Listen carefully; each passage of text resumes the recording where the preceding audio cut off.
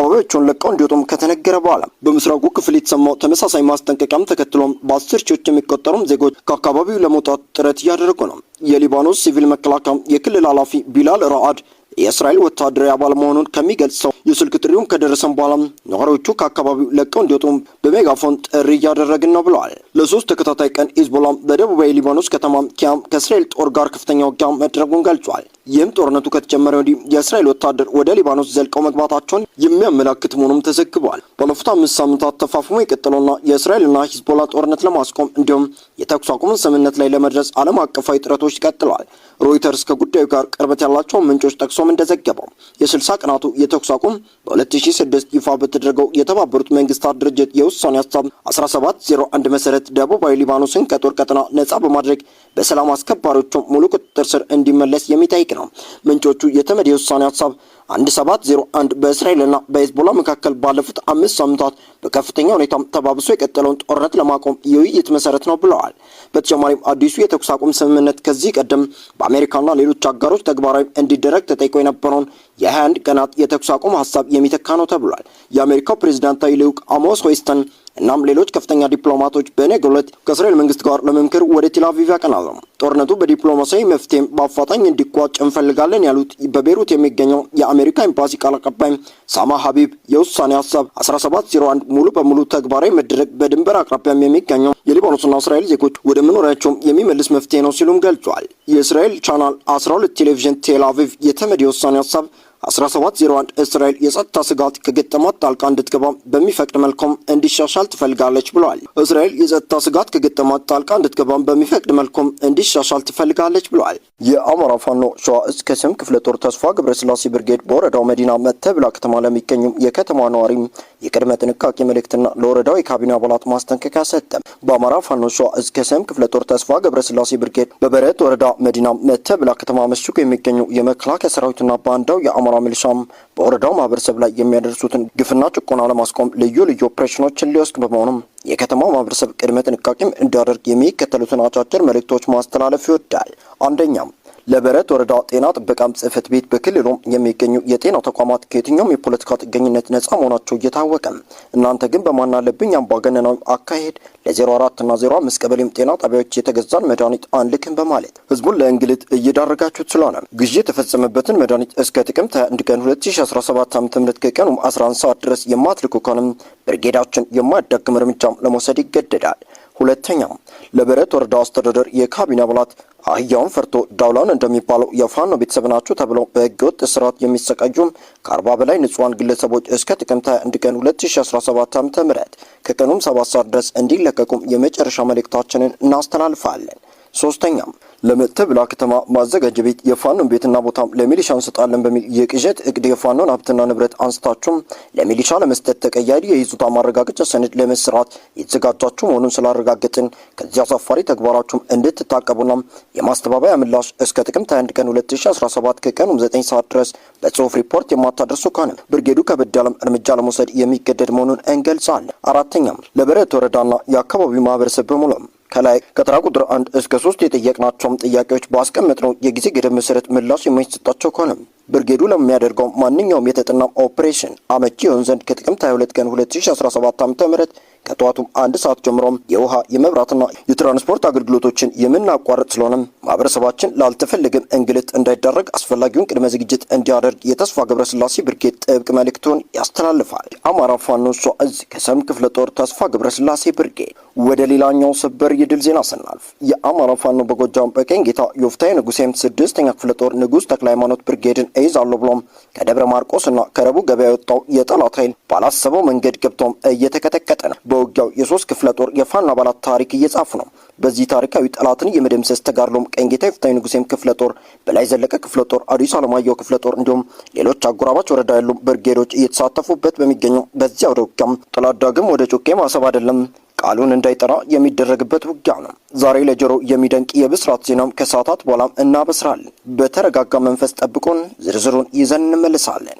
መልእክት የፋኖን በትር መሸከም ያቃተው በየሰፈሩ የሚገኘውን ንጹህ አርሶ አደሮችን እንዲሁም በየቦታው ያገኘውን ወንድ ልጅ በሙሉ እየረሸነ ነው። ንጹሃንን ረሸነ ብለን ጠላትን ከመደምሰስ ግን የሚያግደን ምድራዊ ኃይል የለም። አዲስ አብዮት፣ አዲስ ድል፣ አዲስ ትውልድ፣ አዲስ አስተሳሰብ፣ አዲስ ተስፋ በወንበዴዎች ወንበር የማይናወዝ አዲስ ትውልድ በክንዳችንና በአንደበታችን እንፈጥራለን። የአማራ ፋኖ በጎጃም የቄንጌታ ዮፍታይ ንጉሴም 6ኛ ክፍለ ጦር ቃል አቀባይ አርበኛው።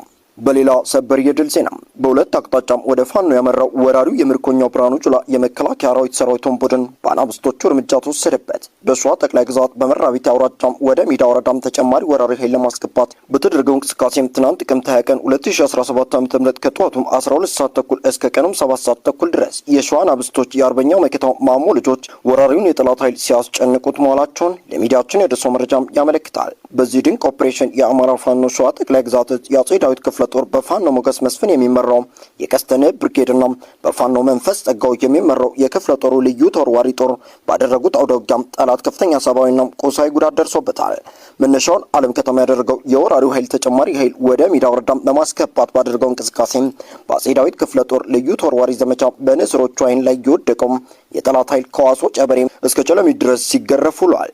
በሌላኛው አቅጣጫ የመጣውን የጠላት ኃይል ለመቀበልና ሽፋን ለመስጠት መነሻውን መራኛ ከተማ ያደረገው የምርኮኛው ብርሃኑ ጁላ ሰራዊት በቀስተነ ብርጌድ አባላት በበክስርጥና በሾላ ሜዳ አቅጣጫ በክንደ ነበልባሎቹም የደፈጣ ጥቃት ተፈጽሞበታል። ዛሬ በተካሄደው አውደ ውጊያም በጠላት ላይ ከፍተኛ አካላዊና ቁሳዊ ጉዳት ሲደርስበት ወራሪው ኃይል ከባድ ቁስለኛውን ወደ ጃሞዳ ጎለማ ሆስፒታል እየጫነ ሲሆን ቀላል ቁስለኛውን መራኛ ከተማ በሚገኘው ሆስፒታል ማስገባቱን የውስጥ አርበኞቻችን መረጃውን አድርሰውናል ሲል የአማራ ፋኖ ሸዋ ጠቅላይ ግዛት የአጼ ዳዊት ክፍለ ጦር የህዝብ ግንኙነት ኃላፊው ዶክተር ፋኖ አበበም አላዩ ለሚዲያችን አስታውቋል። ይህ በእንዲህ እንዳለም ሰበር ዜና የአማራ ፋኖ በወሎም አማራ ሳይንት መቅደላ ክፍለ ጦር ክንፍ የሆነው በመሃል ሳይንት ወረዳ የሚንቀሳቀሰው በፋኖ ጎሹ ሳይንት የሚመራው አትራኖስ ብርጌድ ዛሬም አመሻሹ ላይ 11 ሰዓት ከ40 አካባቢ ማለትም ረቡዕ 2017 ዓ.ም ወደ ወረዳው መቀመጫ ወደ ሆነችው ደንሳ ከተማ ሰርገው በመግባት ልዩ ኦፕሬሽን መስራታቸው ተገልጿል። በዚህም ኦፕሬሽን በአገዛዙ ጥምር ጦር ላይ ከፍተኛ ጉዳት የደረሰበት ሲሆን አቶ አስሜ በላቸው ከ39 አህዮ ቀበሌ የዘለቀም ወዳደር ሚሊሻና ከ42 ቀበሌም ዋጩ ቀጠና የዘለቀም ስንዴ የሚባሉ 2 ሚሊሻዎች ላይ መለሱ ተሸኝቷል ሲል የአትራኖስ ብርጌድ ዋና አዛዥ ፋኖ ጎሹ ሳይንቴው ገልጿል። የተቀረው በፍርሃት ቆፈን የገባው ጥምር ጦሩም የሞቱትን አስክሬን ሳያነሳም ግማሽ ከተማን ለጀግኖቹ አስረክባም ወደ ካምፑ ፈርጥጦ ገብቷል ሲሉም የመረጃ ምንጮች አሳውቀዋል። የጀግኖችን ክንድ መቋቋም ያቃተው የብርሃኑ ጁላም ግሪሳ ሰራዊቱም ወደ ካምፕ ገብቶ አሁን በዚህ ሰዓት ሞርታር እየተኮሰም ማህበረሰቡን እያሸበረ ይገኛል ሲሉም ምንጮች አክለው ገልጸዋል። መረጃ ወሎም ከሳይንት አጅባር ከጊምባ ከተንታም አጠረቃቅመም ለ62ኛ ጊዜ የመጨረሻም ብሎ አገዛዞም በመቅደላ ሼህ ሁሴን ጅብሪል ብርጌድ ላይ በሁሉም የተቀናጀም ከእግረኛም እስከ መካናይዝድ ጦር አስገብቶም በ10:09 ነው በ31 ቀበሌዎች ሊከብ የወረደው ጥምር ባንዳ ጦር በተቃራኒው ተከቦ ሲወቃ ውሏል። በተጨማሪም ደብረ ዘይትና ኮሬብ ከተማ ሊያስረክብ መሆኑን ሲገባው ወደ ማሻ ተመልሷል። በዚህ ውጊያም የመቅደላው ሼህ ሁሴን ጅብሪል ብርጌድና የተንታው ቴዎድሮስ ብርጌድ በቅንጅት ግራ ቀኝ በማናበብ ጠላትን ውሃ ሲያስብሉት ውለዋል። ይህን ውጊያም ከጊምባ እና ከገራዶ የሚነሳ ኃይል ባለበት ለመግታት በቀጠናው የሚንቀሳቀሰው ኃይል እገዛ እንዲያደርገውም ጥሪያችንን እናቀርባለን። በተያያዘ መረጃም አገዛዙ ያልሰራው ግፍ የለም። በመቅደላ የወተት ቀበሌ ብዙ አባወራ ሴቶች ተደፍረዋል። የገበሬ ላም፣ ጥጃ፣ በሬም ፍየሎችን የፋኖ ቤተሰብ ናቸው በማለት በግፍ አርዶም እየጨፈረ ነው። የተዘጋ ቤት በመክፈት ከሽሮም እስከ በርበሬም ከዱቄት እስከ ሌሎች ቁሳቁሶች ዘርፍ ወስዷል። አማራዬ ምረር አብረን እንታገል። የአብይ መከላከያ ለራሱ ወገኖችም አይመለስም እንኳን ጠላቴ ነው ብሎም ላመነው ለአማራ ህዝብ ይቅርና ሲል ሼህ ሁሴን ጅብሪል ብርጌድ ከንስር አማራ ጋር በነበራቸው ቆይታ መልእክታቸውን አስተላልፈዋል። የተደፈሩ ሴቶችን በቀጣይ ሙሉ መረጃው የምናጋራ ይሆናል። አንዱንን ካላሸነፍን እጣ ፈንታችን መጥፋት ወይንም መዋረድ ነው። መረጃ የአማራ ፋኖ ሸዋ እዝ ከሰም ክፍለ ጦር ተስፋ ገብረስላሴ ብርጌድ የአማራ ፋኖ ሸዋ እዝ ከሰም ክፍለ ጦር ተስፋ ገብረስላሴ ብርጌድ በወረዳው መዲና መተብላ ከተማ ለሚገኙ የከተማዋ ነዋሪም የቅድመ ጥንቃቄ መልእክትና ለወረዳው ካቢኔ አባላት ማስጠንቀቂያ ሰጠም። በአማራ ፋኖ ሸዋ እዝ ከሰም ክፍለ ጦር የተስፉ ገብረስላሴ ብርጌድ በበረት ወረዳ መዲና መተብላ ከተማ መሽጎ የሚገኙ የመከላከያ ሰራዊትና ባንዳው የአማራ ሚሊሻ በወረዳው ማህበረሰብ ላይ የሚያደርሱትን ግፍና ጭቆናም ለማስቆም ልዩ ልዩ ኦፕሬሽኖችን ሊወስድ በመሆኑም የከተማ ማህበረሰብ ቅድመ ጥንቃቄም እንዲያደርግ የሚከተሉትን አጫጭር መልእክቶች ማስተላለፍ ይወዳል።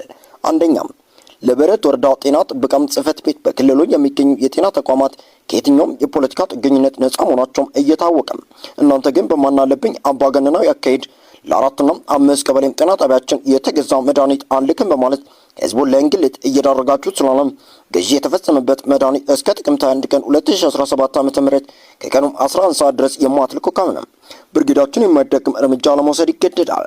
ሁለተኛም ለበረት ወረዳ አስተዳደር የካቢኔ አባላት አህያውን ፈርቶ ዳውላውን እንደሚባለው የፋኖ ቤተሰብ ናቸው ተብሎ በህገወጥ እስራት የሚሰቃዩ ከ40 በላይ ንጹሃን ግለሰቦች እስከ ጥቅምት 21 ቀን 2017 ዓ.ም ከቀኑም 7 ሰዓት ድረስ እንዲለቀቁም የመጨረሻ መልእክታችንን እናስተላልፋለን። ሶስተኛም ለመተብላ ከተማ መዘጋጃ ቤት የፋኖን ቤትና ቦታም ለሚሊሻው እንሰጣለን በሚል የቅዠት እቅድ የፋኖን ሀብትና ንብረት አንስታቸው ለሚሊሻ ለመስጠት ተቀያሪ የይዞታ ማረጋገጫ ሰነድ ለመስራት የተዘጋጃቸው መሆኑን ስላረጋገጠ ከዚያ አሳፋሪ ተግባራቸውም እንድትታቀቡና የማስተባበያ ምላሽ እስከ ጥቅምት 21 ቀን 2017 ከቀኑ 9 ሰዓት ድረስ በጽሁፍ ሪፖርት የማታደርሱ ከሆነ ብርጌዱ ከበድ ያለ እርምጃ ለመውሰድ የሚገደድ መሆኑን እንገልጻለን። አራተኛም ለበረት ወረዳና የአካባቢው ማህበረሰብ በሙሉ ከላይ ከተራ ቁጥር 1 እስከ 3 የጠየቅናቸው ጥያቄዎች ባስቀመጥነው የጊዜ ገደብ መሰረት ምላሽ የማይሰጣቸው ከሆነ ብርጌዱ ለሚያደርገው ማንኛውም የተጠና ኦፕሬሽን አመቺ ይሆን ዘንድ ከጥቅምት 22 ቀን 2017 ዓ.ም ከጠዋቱም 1 ሰዓት ጀምሮ የውሃ የመብራትና የትራንስፖርት አገልግሎቶችን የምናቋርጥ ስለሆነ ማህበረሰባችን ላልተፈለገ እንግልት እንዳይደረግ አስፈላጊውን ቅድመ ዝግጅት እንዲያደርግ የተስፋ ገብረስላሴ ብርጌድ ጥብቅ መልእክቱን ያስተላልፋል። የአማራ ፋኖ ሸዋ ዕዝ ከሰም ክፍለ ጦር ተስፋ ገብረስላሴ ብርጌድ። የአማራ ህዝብ ጠላት የሆነው ራሱን ገዢ አድርጎ ያስቀመጠው የወንበዴው ቡድን በየቦታው መቀጥቀጡን ቀጥሏል። ትናንት ማለትም ጥቅምት 20 ቀን 2017 ዓ.ም ከቀኑ 7 ሰዓት አካባቢ መነሻው ከዳንግላ ከተማ አድርጎ ወደ አዲስ ቅዳም ከተማ በፓትሮል ተጭኖ ይንቀሳቀስ የነበረው የጠላት ኃይል ላይ በ10 አለቃም ዘመን ዳኛው የሚመራው የ10ኛው ኤፍሬም አጥናፉ ብርጌድ ልዩ ኮማንዶዎች በወሰዱት የደፈጣ ጥቃት የፋሽስታዊ አገዛዝ ቅጥረኞች 13ቱም ወደ ሰማይ ሲላኩም 6 ቆስለዋል። የደፈጣው ሰለባ የሆነው ፓትሮልም ድንች ነው ወደ ዳንግላ አቅጣጫ ይሄድ ከነበረው አይሱዙ መኪና ጋር በመጋጨቱም ፓትሮል ከነጫነው መሳሪያ ሙሉ በሙሉ ከጥቅም ውጭ ሲሆን በአይሱዙ መኪናው ላይ ከፍተኛ የንብረት ውድመት ደርሷል። የአይሱዙ መኪናው ሹፌርና ረዳት ላይም ከባድ የመቁሰል አደጋም የ10ኛው ኤፍሬም አጥናፉ ህዝብ ግንኙነት ከቦታ አድርሶናል። ጋሽዬ ንጉሴም ጋዜጠኛ የ3ኛው ክፍለ ጦር ህዝብ ግንኙነት በክልሉ የሚንቀሳቀሰው የወንበዴው ወንበር ጠባቂ ንጹሃንን መጨፍጨፉን በውሸት ዜና ማሰራጨት ሙያው አድርጓል። የአማራ ፋኖ በጎጃም አገው ምድር 3ኛው ክፍለ ጦር ስር የሚገኙት የፎገታ ለኮማ ወረዳ 10ኛው ኤፍሬም አጥናፉ ብርጌድ ፋኖቿም ከፎኛ እየተቀጠቀጠም የሰነበተው አዲስ ቅዳም ከተማ አድጓሚ ተራራ ላይ የመሸገው የፋሽስታዊ የአንዶንበዴ ዙፋን ጠባቂ የሆነው ጸረ አማራው የብርሃኑ ጁላ ጦር ባናብስቶቹ የ10ኛው ኤፍሬም አጥናፉ ብርጌድ ፋኖቹም እየደረሰበት ያለው በትር መቋቋም ሲሳነው ንጹሃንን ከመጨፍጨፍ ከማሰርና ከማዋከብ በተጨማሪም በትናንትናው ዕለት ማለትም ጥቅምት 20 ቀን 2017 ዓ.ም አዲስ ቅዳም ከተማ ውስጥ የሚገኙ የግል መሳሪያዎችን በሙሉ